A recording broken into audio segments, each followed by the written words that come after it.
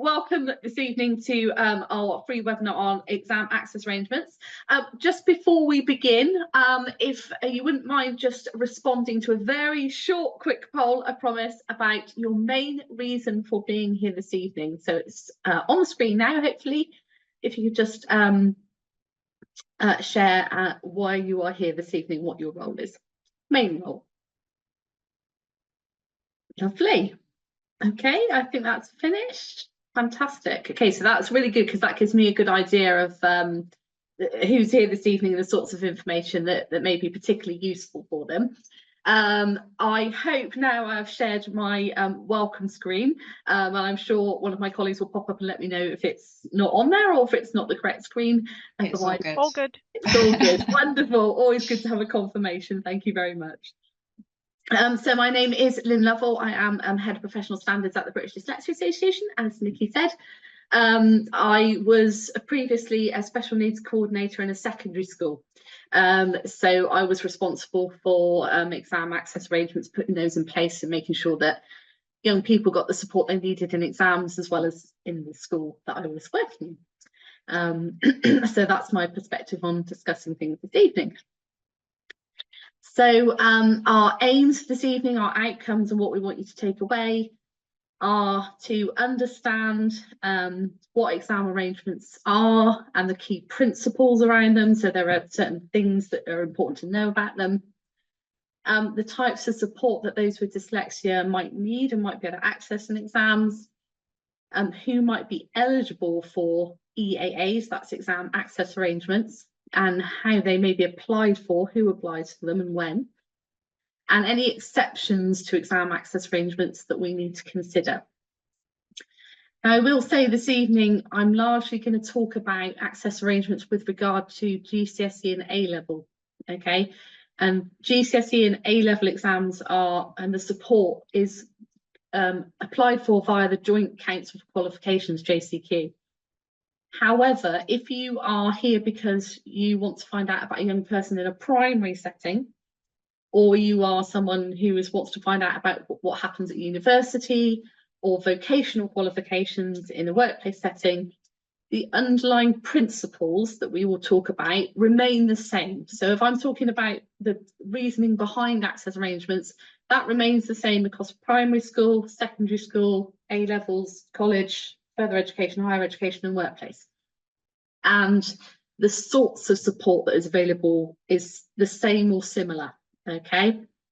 Where I talk about JCQ in particular, Joint Council for Qualifications, that's A-levels and GCSE, but the underlying principles and the arrangements that we'll talk about remain the same across many settings, okay? And I'll try and keep that in mind and mention that as we're going through. Okay, so what are access arrangements? Well, they allow candidates or learners with special educational needs, disabilities or temporary injuries to access an assessment without changing the demands of that assessment. And they are how awarding bodies comply with the Equality Act. So the Equality Act says that somebody with a difficulty should have reasonable adjustments. And those reasonable adjustments in terms of exams are these exam access arrangements. And they're required to be put in place by the awarding body where a person with a disability or a special educational need or a temporary injury would be at a disadvantage when undertaking an exam or an assessment. So if I just explain a few of those terms there. So a special educational need is where someone's in education and they need more support than the average person in that class or that setting. That's what an SEN is. A disability is where someone has an impairment that is substantial and long-term. And what they mean by that is substantial might be, impacts on their reading and their writing in everyday life. Long-term means usually 12 months or more. So for someone with dyslexia, that term disability may come into play because it may impact their daily ability to access text in the classroom, to be able to write the ideas that they have in their head and get them on paper. And dyslexia is a lifetime condition, so it's long term. And of course, access arrangements can be put in place for temporary injuries. So if somebody broke their arm, we wouldn't expect them to handwrite if it was their handwriting hand. So it can be put in place for that as well. But I think in general, people are here today because they want to know about exam access arrangements for somebody with dyslexia or perhaps another specific difficulty and what they might be able to get in exams. So the important thing to remember about exam access arrangements is they're not there to place an advantage or a disadvantage on anybody. The real idea behind exam access arrangements is to make sure that everybody can access the exam on what we would call a level playing field. So we couldn't put extra time in place for somebody who doesn't need it. That would be an advantage. We're there to create a playing field so that someone isn't disadvantaged and so that not advantaged. And it's important to note that the awarding body doesn't have to make an adjustment. They don't make adjustments to what's being measured. So I was a biology teacher, so please forgive me, but if the aim of the exam is for the individual to be able to explain what the 3 types of rock are, that's a biology question, then that is the criteria, and the exam awarding body don't need to change that criteria. Okay. So that can't be done. The criteria that's measured remains the same. What we can change is how people access it. So if you struggle to read the term metamorphic rock, then you might be able to have a reader. If you struggle to write these terms down, you might be able to have a scribe. That's how it changes. We don't change what's being measured, we change the support. Okay, so important things to note. Okay, you don't need to have a diagnosis of dyslexia or any other specific difficulty to be able to access support in exams. I'll explain why in a moment. On the flip side of that, you're not automatically entitled to support in exams if you have dyslexia. Okay, so I'll just say that again. You don't need to be diagnosed with dyslexia to get support in exams. And if you are diagnosed with dyslexia, you're not automatically entitled to support in exams. And this is the reason why. So exam support is based on what we call normal way of working, okay? So whatever the individual is using or needing in the educational setting, the exam support is based on that, okay? So if you are in a school setting, university setting, and you take longer than others to read, to write, to complete your work, that would be evidence for the need for extra time. If you take longer than others in your setting, that's evidence for needing more time. If you are in a primary school or a secondary school and you undertake group peer reading or whole class reading because you struggle to read, then that's your normal way of working, is to have support with reading, and therefore you might be able to get a reading exams.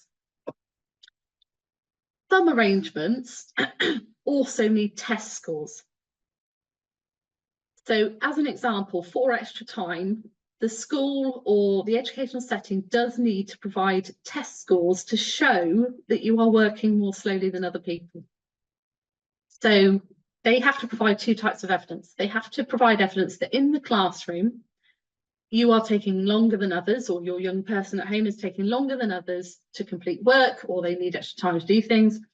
And then they might have to test their speed of reading, speed of writing, speed of working, and prove that that's lower than other people of the same age. I won't go into too much detail about that, but just to bear that in mind, that exam support for GCSE and A-level is based on what the person's normal way of working is, and in some cases test scores to prove that they are working slower than others or don't write as well as others, etc. In a university or primary school setting, it would be based on normal way of working, usually. Sometimes in universities, they do require a report, they do require a diagnosis, so that's where it differs slightly for universities. If you are working with a young person who has an education, health and care plan, EHCP, in general, for the most common access arrangements, they don't generally need as much evidence because it's in the EHCP. It would only be where they need something exceptional, like 50% extra time, that you would need more evidence. I do appreciate there's lots of information coming your way about this. So obviously there are question and answers at the end if anything wasn't clear. And I'll try and sort of repeat key points. And also don't forget that the recording is available afterwards. So who is responsible for putting exam access arrangements in place? So the special educational needs coordinator or equivalent, if it's a school or college, is responsible for putting exam access arrangements in place for those who need them. They are the first point of call. So they would identify whoever needs them, they would gather the evidence about that person's normal way of working, and they would be the one who would arrange for them to be tested to provide the additional evidence if required through testing. Once they've gathered that evidence, if we're talking about GCSE or A-level, they then request permission for most arrangements from the Joint Council for Qualifications, JCQ, and they provide the evidence. Some things they apply for from JCQ, some things they hold the evidence on file. Talk about that in a bit. Exam access arrangements for GCSE or A-level are valid for 26 months from when they're applied for. So by and large, if you're talking about a secondary school setting, then the SENCO or equivalent would be looking at that around year 9. Okay, so if you don't hear something in year 9 about someone that you are responsible for having exam access arrangements, that's the point in time to contact the SENCO and say, you know, is this person going to get exam access arrangements? Let's talk it through. And they have, as we said earlier, got to evidence that it is that person's normal way of working. They've got to hold that evidence on file. They might get that evidence from the class teacher. They might get that evidence from the learning support assistant or equivalent.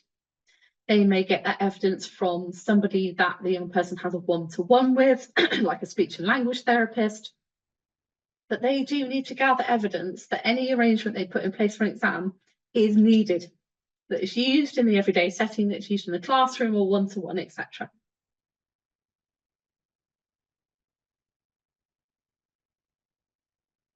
So why do young people with dyslexia need support in exams?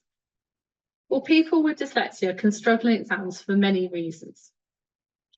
They can have difficulty reading. They can have difficulty reading the exam questions, reading the paper.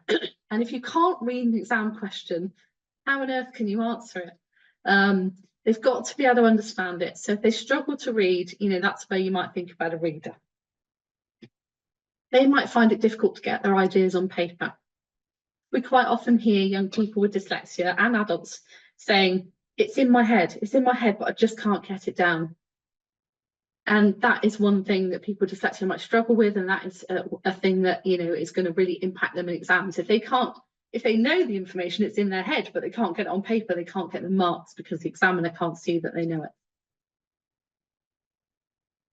People with dyslexia quite often struggle to organise their thoughts, to sequence them. So one thing that you might see on exam paper is that it's out of sequence, or it's gone off tangent, or it doesn't contain the key points, or it does, but they're very disorganised. It's quite hard for the examiner to see what the young person's trying to say. Writing neatly is quite a key one. Sometimes people struggle to form letters, sometimes the spelling isn't great. And that's really important, because if the examiner can't read what you've written, again, you can't get the marks for it. And recalling information, of course, in the exam, memory is a very key thing. And people with dyslexia can struggle with memory. So to be able to remember the key points that they have done, you know, revised, and to pull it forward at that point in time in exam can be quite challenging. It may be there, but, you know, they struggle because the synapses in the brain don't connect, and it's, you know, struggle to pull it forward. So they might need more time to do that. Concentration is a good one. You know, if you struggle with things, it tires you out. You know, it's hard to concentrate if you struggle, you know, and therefore you might be sort of looking out the window, looking around, and not focusing on the paper when you need to. And your spelling, your punctuation, your grammar, again, if it's not accessible and the examiner can't read it, then that can cause a real problem in exams.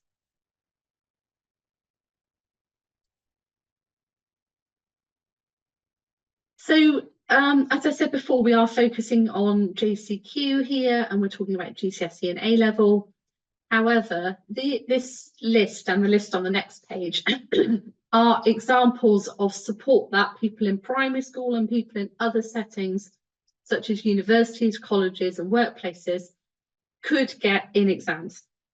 But what I'm going to do here is divide them into those that require application if it's GCSE or A level, and those that don't require application.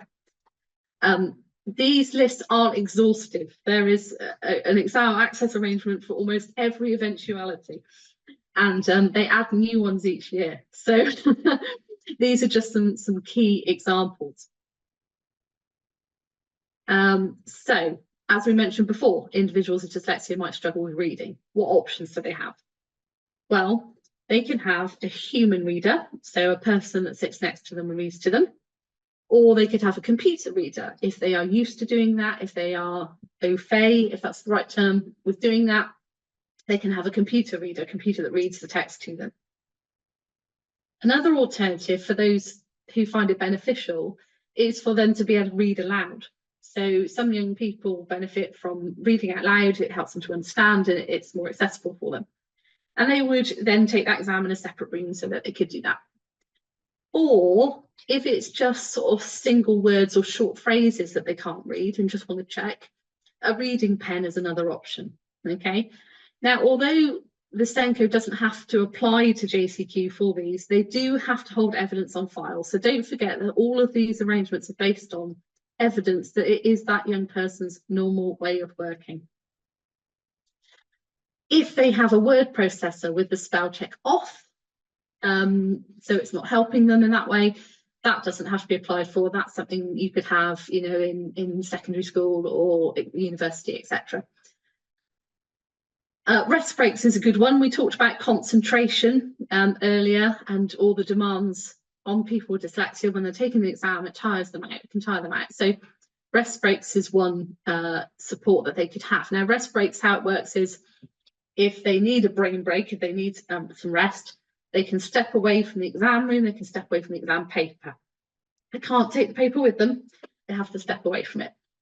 And they have a break and they come back to it, and hopefully their concentration is better.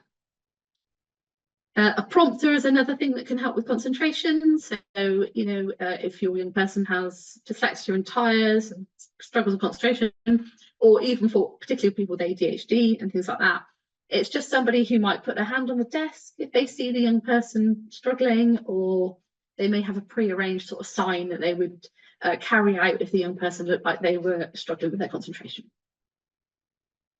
Separate invigilation, sometimes called separate room, is another arrangement that can be put in place if individuals have high levels of anxiety, or they have a particular condition where they're very irritated by noise around them or something like that. A separate invigilation is an option. I will just say about separate invigilation, it's not for somebody who just gets nervous about exams. It's not for that. It is for somebody with a particular difficulty, which means they need to be in a separate room. It's not, I feel nervous, I get anxious. You would need a particular reason why you'd be in a separate room. Coloured overlay is another one. So the coloured overlay benefits you in exams. You can use it. There's no problem with you using it at all. And that doesn't matter whether you're at university, primary school, secondary school. You can use a coloured overlay if that is your normal way of working. Talking about GCSE and A levels again. So these are examples of access arrangements that you would have to apply for from the exam board. Again, the SENCO gathers the information, they gather the normal way of working, they gather the test evidence to prove that this person works more slowly than others or needs a scribe or whatever it is that they're applying for. But these arrangements, again, can be put in place in primary school, can be put in place in universities based on what the person needs. Extra time is an increasingly common one, I would say. So more time to complete exams if that person works more slowly than other people. So if they read more slowly, if they write more slowly, or if they pull information forward more slowly than other people, they may be entitled to extra time. And in general, the amount of extra time that is awarded, excuse me a moment, is called 25%. And what that in essence means is it's a quarter more than the time of the assessment. So if the exam is an hour long, you would have an extra 15 minutes. If it's 2 hours long, you'd have an extra 30 minutes. It's a quarter of the amount of time of the exam. And that's worked out by the invigilators, and they pop it on the board and everyone knows exactly how much time they've got. So that's one that quite a lot of people tend to make use of, because dyslexia in general does tend to affect people's speed of working quite often. So they might be entitled to more time in exams if they work more slowly than others, if they take more time in the classroom, etc. Another option, if there is a difficulty with writing, speed of writing, or the formation of writing, an option might be to have something to write for them, called a scribe, or for them to use speech recognition software where they speak aloud and it types for them, or a word processor with the spell check on. Okay, so if you have the spell check off, you don't have to apply to JCQ. If you have the spell check on, you do have to apply. Language modifier is more of an unusual arrangement. So a language modifier is where the language of the paper is modified so that it's more easily accessible. Now, that's not keywords. So using my example earlier, they wouldn't be able to change a word like metamorphic rock. Okay, that has to remain because they have to understand what that means. But it's what we call the carrier language, the language around the question that is modified. Unusual, it's for people with speech and language difficulties that struggle with understanding language. And also an unusual one is to have more than 25% extra time. So that is possible, but it's only available in rare and exceptional circumstances where somebody really does work extremely more slowly than other people.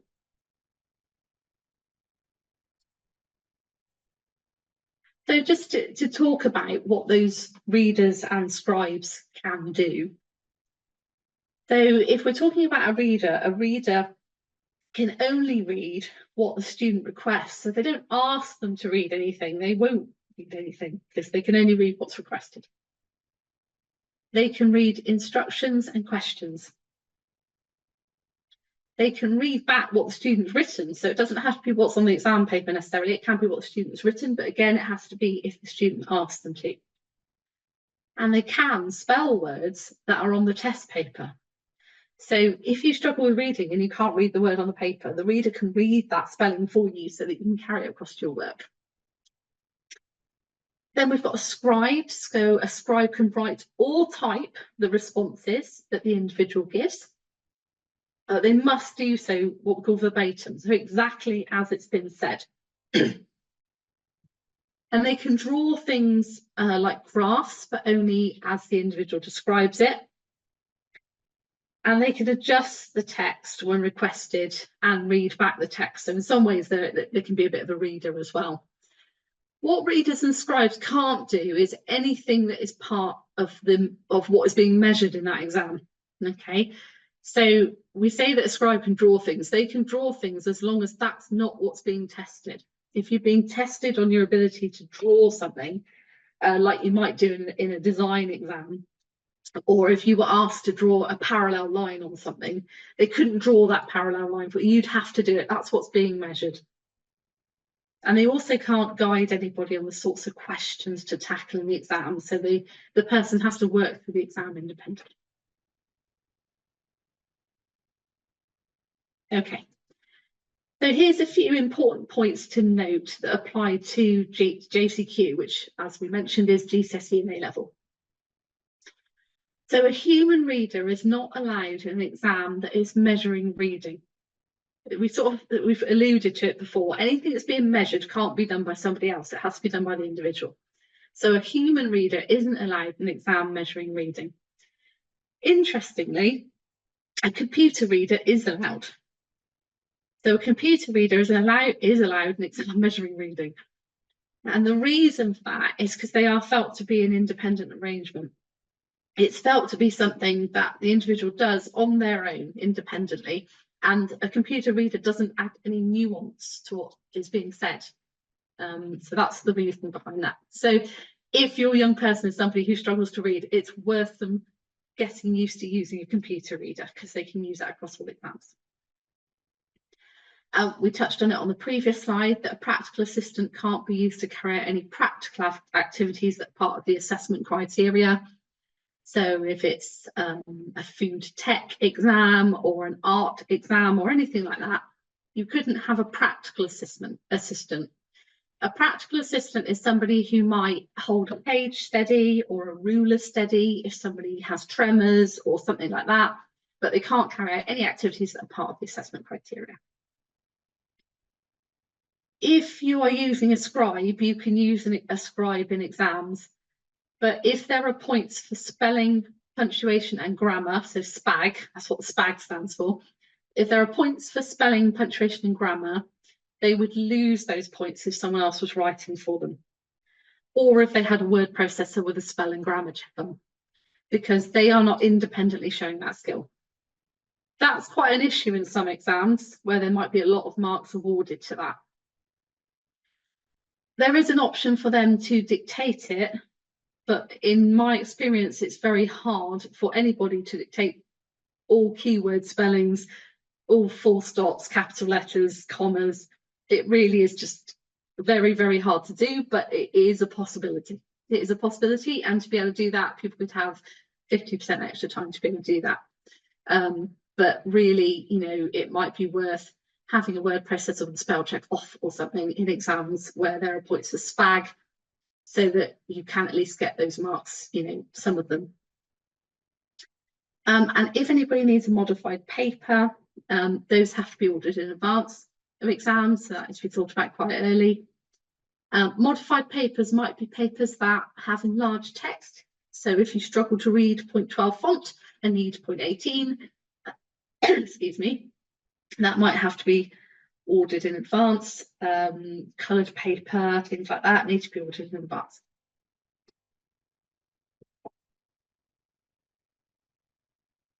Okay, so I've talked a lot about GCSE and A-level, I do apologise, but as we mentioned, the underlying principles and the sorts of arrangements that you could have remain the same. So awards such as degrees, accounting qualifications, anything like that, don't have to adhere to JCQ regulations, but do still have to provide reasonable adjustments. The evidence that they require for reasonable adjustments would be evidence that you need it, normal way of working or evidence of some description. And they may vary in what they require. Some universities do require a diagnosis of dyslexia to be able to put support in place, but I wouldn't say it's the majority. As we said, support would depend on the needs of the individual, and support for older students, you know, generally focuses on independent skills. I wouldn't expect somebody who was working at university level to have a reader or a scribe, a human reader or scribe. I would expect them to be using assistive technology and to be able to use that in exams if that is their normal way of working and they need it.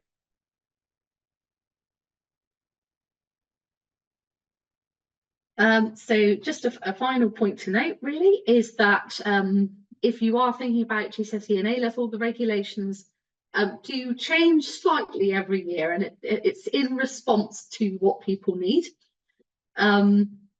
So as an example, in the previous year, last year, the rules around extra time changed, and the evidence required for extra time in terms of the test scores increased. So instead of one test score, you needed 2 test scores as evidence for extra time, alongside the SENCO's evidence of normal way of working. And this year, what they've done is they've added the use of music or white noise due to substantial impairment. So they've listened to people have said, you know, I've got a young person with autism who really can't cope with the outside noise. They really need some headphones on to block it out. They need to be listening to music or white noise. And they've popped that in there as an arrangement that somebody could have. I will say it's not just you want to listen to a music playlist. You can't have it just for that. It has to be a very specific reason a substantial impairment that means you struggle with noise. You know, sometimes people with extra sense to noise, you know, sensitivity, sorry, they might need headphones on. That's the sort of situation where that would occur. And I will say that, of course, you can't just have any old music. It does have to be checked to make sure there are no answers embedded in it or anything like that. In the same way that if you have a word processor, it can't be connected to the internet and things like that. There's always a way that they make sure that nobody's cheating. So yeah. Okay, right. I have talked lots. I've probably gone too quickly, which is usually my way. So by all means, if you have any questions, do ask. Thanks, Lynn. Yeah, we have lots of questions, which is great. I'm going to throw you at the deep end and just say the question is quite brief, but all the regulations, everything you've talked about tonight, do you know if the same applies in Scotland? Is it the same rules, same JCQs, the same? And that's a really good question. I don't believe that they go via JCQ because JCQ cover a certain exam boards like Pearson, Edexcel, and I don't think that Scotland do the same.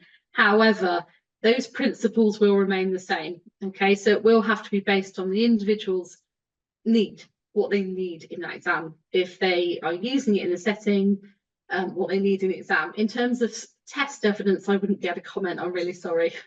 No, that's great, thank you. And would you happen to know if it's the same in private schools, presumably in England? Private schools do have to apply to JCQ at GCSE and A level. Yeah. So it's the same process. It's the same process. Yeah. Brilliant, thank you. Because I've got somebody, if your young person aged 17 has exam access arrangements already in place and is recognised as having dyslexia profile and learning needs, do you believe that there's any benefit in getting a formal assessment as well to understand further of their needs, or are they the main things for that sort of age group? Yeah, so as we kind of mentioned, it's great that they've got that in place actually, which is absolutely fantastic. I'm always an advocate of getting an assessment, but I may be slightly biased, but I work with lots of people and assess people who always find it beneficial to have had the assessment. However, there is a huge cost involved. So I think if you're thinking about whether to have an assessment for dyslexia, in this case, because they've already got the support for exams, you know, you'd really be doing it because you want to know, and you want to know more about their profile and things. So that really is for you to decide whether you really want to know and you want more information about that profile, or whether the cost is a bit too much and maybe not now. Yeah, I know I've heard from several other people, it's sometimes just about the understanding yourself better and learning more, isn't it? And to help you process. That's some people find it a revelation, you know. yeah, we have heard it's a light bulb moment for some people. If they don't, I mean, this person knows that they're likely to be dyslexic, but if you're not sure and then you go through an assessment, even in your 60s, 70s, and then it can be like, oh, that's why I do that way, and it can definitely help the understanding. Thank you. You mentioned about EHCPs. Could you just quickly, in a nutshell, tell us what an EHCP is, please? Yeah. Very good question. I do apologise. I was told off before this webinar for using these terms, and I do try and explain them, but I always miss something. So an EHCP is an education, health and care plan, and it can be applied for anyone aged 0 to 25 who has a severe need, a need where the support that could be provided by an educational setting wouldn't be enough. So it's not for somebody who has dyslexia and they struggle to read and the school can put reading support in place. It's not for those. It's for people perhaps with complex needs where they might need a one-to-one teaching assistant, or they might need lots of software or things like that. So it's a funding stream really, and it's more unusual for people to get an EHCP now. Lots of evidence is required, so it really is for severe needs. Okay, great, thank you. We've got a question here. My son, who has recently been diagnosed as dyslexic, has scored 73 on the phonological awareness, and he has to sit his 11 plus next September. The school has said that he can have extra time. School had told me he can't get extra time, but he can sit in a separate room. Is that quite common? Is it that sort of thing that they would assess for, or can you appeal it if they say you can have one but you can't have the other? So I think if you've got one score, which is what you've mentioned there, it's not enough evidence, just the one score for extra time. 11 plus is an interesting one. It is one where the school can make the decision. But I think it's definitely worth having a conversation with them if you're worried or you think they require extra time, to say, well, you know, prove to me that they do or they don't, otherwise, you know. So it's, yeah, I would have a chat with them and outline your reasons why you think extra time is needed, but don't forget that it is for the school to prove that they need extra time in the school setting. Yeah, thank you. My young person has 25% extra time and is due to take GCSEs this year. Can they also have the rest breaks to help with brain overload? Or can they have one or the other? Is it normally one or the other, or is it likely to get both? So the general rule of thumb is that the first thing you would consider would be rest breaks. Okay, that's the first thing. Then if rest breaks weren't sufficient, you would consider extra time. So it's usually one or the other. Okay. Only in exceptional circumstances would it be both. And to prove that you would need both, you would need, you know, medical evidence, something like that. You know, a diagnosis of a medical condition or equivalent would generally be the sort of evidence that you'd require for that. Okay, brilliant, thank you.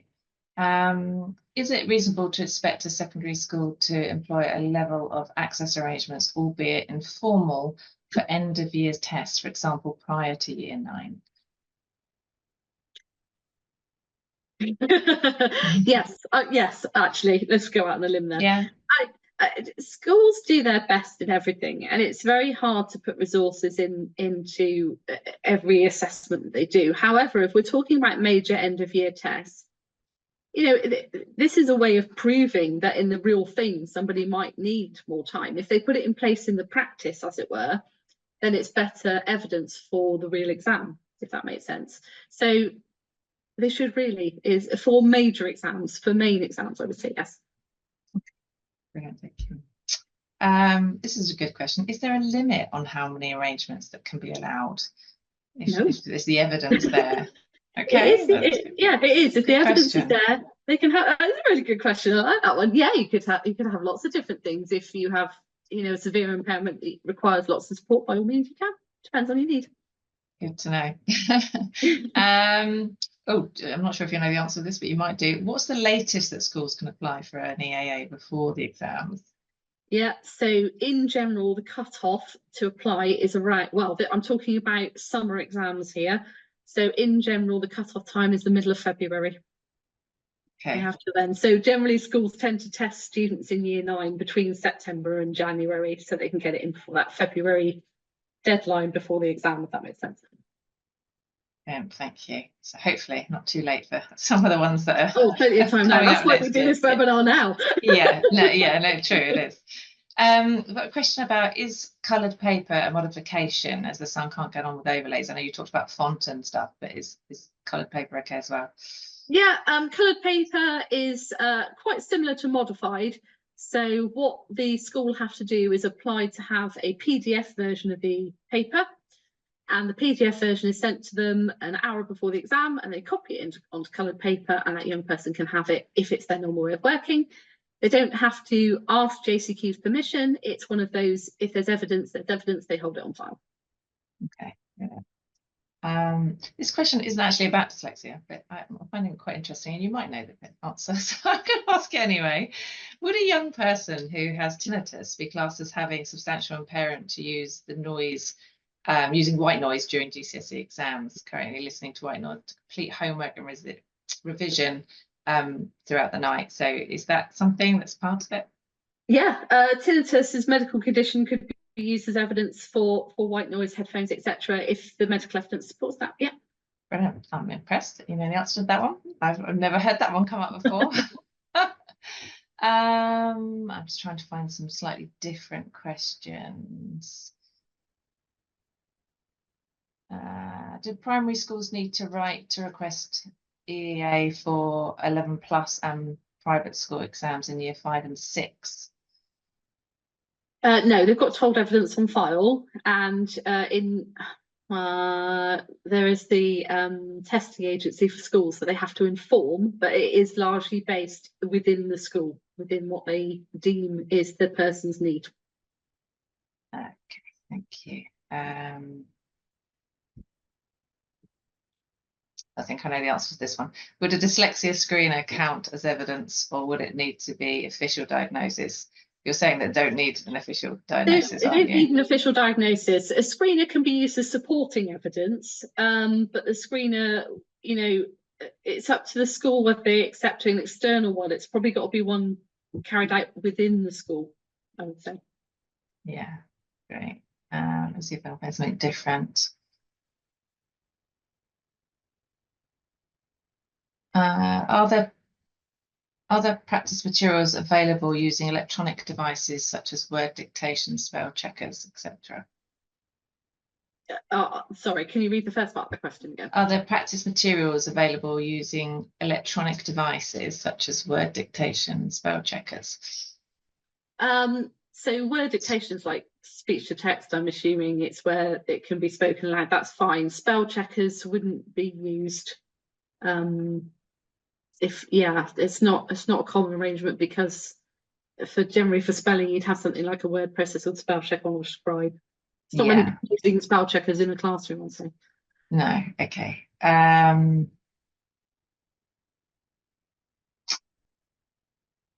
Yeah, there's a few questions about the schools, but unfortunately they'd need to reach out to the individual schools on them. My daughter had extra time for SATs and rest breaks. Would this carry over to secondary school? It doesn't carry over directly, but it does provide that evidence of need, as it were. So they've had it previously. There's obviously something that they need within an exam. What has to happen there is that need has to carry across years 7, 8, and 9. So no, it doesn't carry directly across, I'm afraid. Some schools do talk to each other, do they? They send it on to the Senkos and that, yeah. Yeah, and I would say if you are a parent in that position, then advocate for your young person, contact the school, contact the Senko, make sure they are aware of those things, because then that in their head, they can start thinking about that young person's normal way of working. Yeah, great, thank you. Oh, this is an interesting one. I don't know if you know the answer. It says, who checks the music is okay for someone to use an exam? No, I don't know. I really don't know. I'm presuming that would have to be done in the school, because the JCQ inspector wouldn't come out and do it. I want that job. I want to sit and listen to music. Depends if that music's any good, really. Yeah, true. Yeah, can you imagine some of the children's music? Yeah. Let's see. I'll look at that one. Just trying to find something different. Yes, this is it's an interesting one. So sometimes extra time just prolongs the agony. And I know we've had it before that people said if concentration is difficult, just giving them more time can actually be detrimental. Yeah. How would you? I know they have to assess what's best for the child, but if extra time is given, but a parent maybe thinks that actually I think that's going to make it worse, how would they tackle that? Yeah, just if the Senko's put extra time in place and you don't want it, just say you don't have to have it. And they also don't have to use the extra time, do they? Nope. If they're given it, they can decide if they've had enough time. Although I've always encouraged just to use that time to just read back. Even if you finish and you think you're good, just use the time you've got it to just sort of really look at everything you've written or read. Just your work. Yeah. Yeah. Although I was recently told with multiple choice, sometimes you can start second guessing yourself. If you've got all that extra time, you start rereading it, wanting to choose a different answer. So it's worth it. I don't know how much of a GCSEs and A-levels is multiple choice, but if there are any options like that, then it's worth considering. And also, if it makes you tired doing the exam, then you're only going to get more tired being there longer, aren't you? You know, so yes. Yeah, swings and roundabouts, that one. Yeah, no, exactly. Actually, this might be to do with that. Actually, it says my child gets a 25% extra time for exams. Can they get this during their driving test, their theory test? Yes. Yeah. Helpline are better answering this question than I am, so it might be worth emailing them to get more detail about it. But in a nutshell, you can get exam support in a theory test. Contact the helpline for information about how to go about it. Yeah. And I know that's actually where I get the multiple choice thing from, because I know somebody that was having extra time in a theory test, and the actual people at the test centre told this person, just don't overthink it, because you've got the extra time, so don't start like changing your answers. Yeah. Let's have a look. What else have we got? We've got a little bit of time to do a couple more.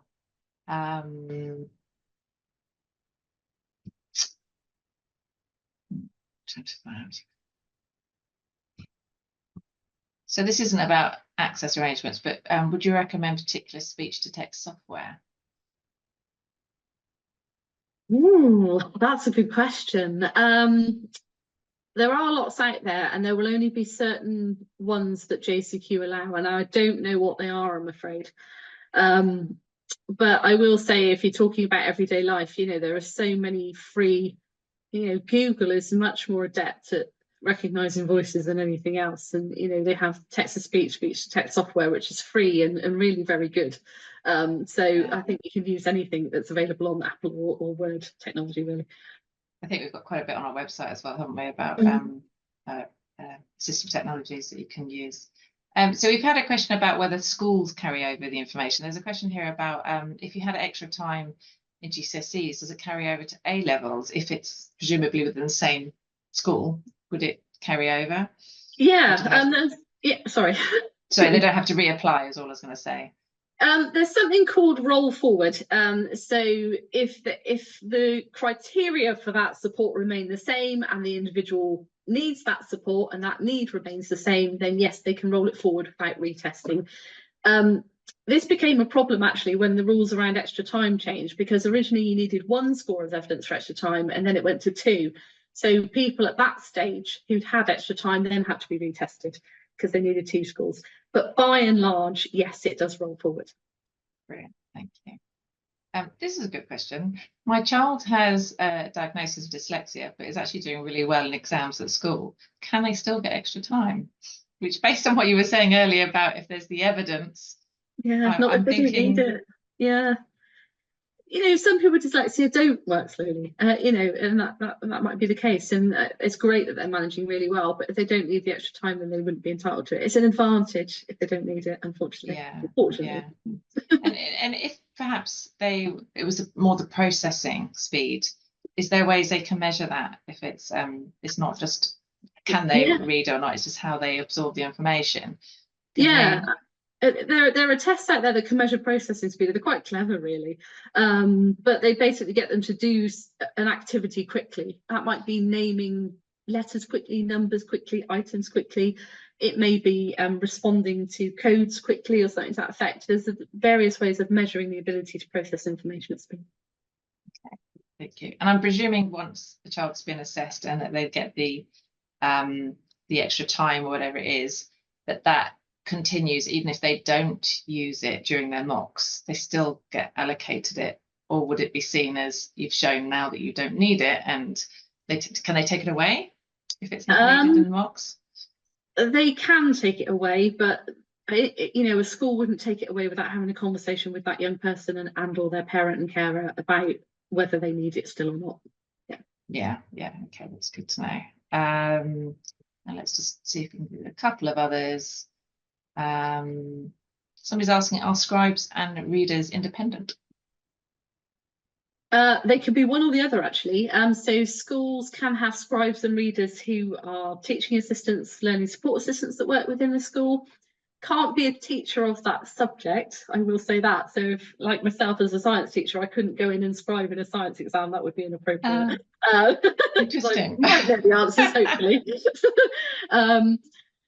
So it might be someone within the school. They quite often use learning support assistants, etc. But they also do, pay individual people to go in and be scribes and readers.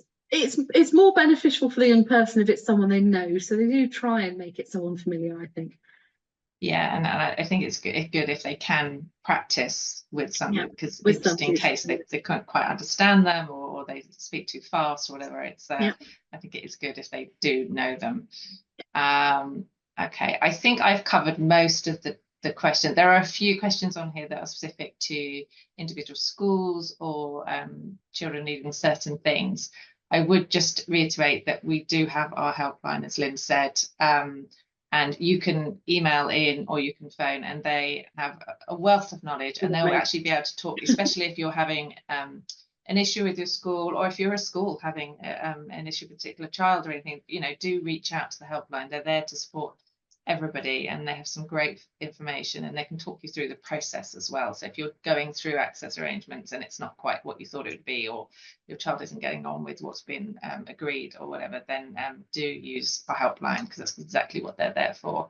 Thank you so much, Lynn. That's really, you've got through a lot of information there. I suspect a lot of people will be wanting to watch it back, because there is a lot of information, especially about the collecting the evidence, and you know, and when they do that and how they do that. So do take time to watch the recording back, and like we say, if there's any questions off the back of it that we didn't answer, maybe I missed a few, then do reach out to the helpline instead. And that just leaves me to say, as I mentioned at the beginning, we do have lots more free webinars over the coming months, so do check out the website. In particular, we have Dyslexic Awareness Week coming up from the 7th of October. And during that week alone, we're running 2 additional webinars. One's on understanding dyslexia and multisensory learning as well. And it's for all ages. So it's not just if you've got a young child needing support, if you're an adult that needs support as well, there's lots of information on those. And then we're running our usual autumn series, which includes webinars from early years right through to the workplace again. So just pick one which you think would actually benefit you and sign up like you did tonight. If you can't actually make it, again, you'll get the recording afterwards. And details of all of these can be found on the events section of the website. So do take a look, and we hope to see you on one again soon. Thank you so much. Thank you, Lynn. Thank you, Claudia, for supporting in the background. And yeah, have a lovely evening. Thank you. Take care. Thank you. Take care.